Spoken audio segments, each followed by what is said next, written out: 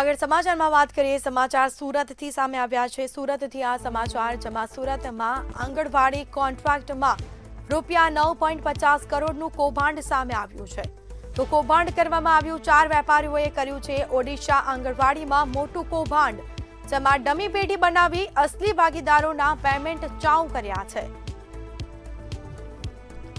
SFL રિપોર્ટમાં પાર્ટનરશિપની સહીઓ નકલીનો ખુલાસો થયો છે। 4 વેપારીઓએ કર્યું છે ઓડિશા આંગણવાડીમાં મોટું કૌભાંડ।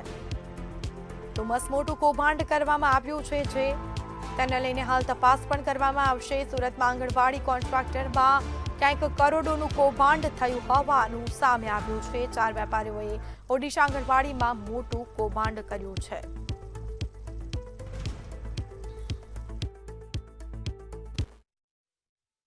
એટલે અમે ઓડિશા હાઈકોર્ટમાં આવી ગયા અને ઓડિશા હાઈકોર્ટે 90 દિવસની અંદરમાં આમાં તપાસ કરવા માટેનું ડાયરેક્શન આપ્યું ત્યાં। તો જ્યારે આમના પર દબાણ ઊભું થયું તો એમને વિચાર્યું કે હવે આને ફસાવાનો કેવી રીતના।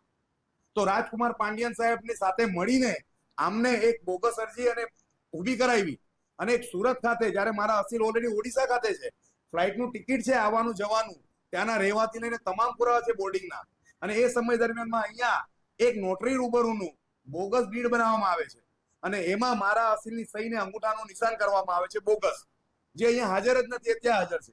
અહીંયા આ રીતનું રેકોર્ડ પર લાવે છે અને એ બોગસ ડીડના આધારે એપ્લિકેશન કરવામાં આવે છે। તો આજે કૌભાંડ કરવામાં આવ્યું છે, આ અંગે તપાસ પણ થશે। આપણી સાથે સંવાદદાતા દીપક રાય ફોન લાઈન પર જોડાયા છે। જી, સુરતમાં આંગણવાડી કોન્ટ્રાક્ટરમાં કરોડોનું કૌભાંડ કરવામાં આવ્યું છે, શું છે મામલો? જી બતાવી દઈએ કે સુરતના 4 વેપારીઓ મળીને કોન્ટ્રાક્ટ ભર્યા હતા। કોન્ટ્રાક્ટ મળ્યા પછી 9.5 કરોડને જે કૌભાંડ છે સામે આવ્યું છે। ડમી સિગ્નેચર કરીને ભાગીદારને એમાં કર્યું હતું, પછી FSL કરવા પછી ખબર પડી કે આ તો ડમી સિગ્નેચર છે, ફેક સિગ્નેચર છે। એના પછી સુધાર કરવામાં આવ્યો મનોજ ગાંધી, નિલેશ રાણાને વિરુદ્ધમાં। બીજું જેને એક ભાઈવટદાર છે, જેનો ભાગીદાર છે ભાવિલ લાપસીવાલાને સામે એને વકીલ છે જે વિલાસ પાટીલ, જે ફરિયાદીનો વકીલ છે, એ આક્ષેપ કર્યું છે કે આમાં કરોડોનું કૌભાંડ સામે આવ્યું છે। જી બિલકુલથી જાણકારી આપવા બદલ આપનો આભાર। તો ડમી પેઢી બનાવીને અસલી ભાગીદારોના પેમેન્ટ ચાઉ કર્યા છે। FAS રિપોર્ટમાં પાર્ટનરશિપની સહીઓ નકલીનો ખુલાસો પણ થયો છે।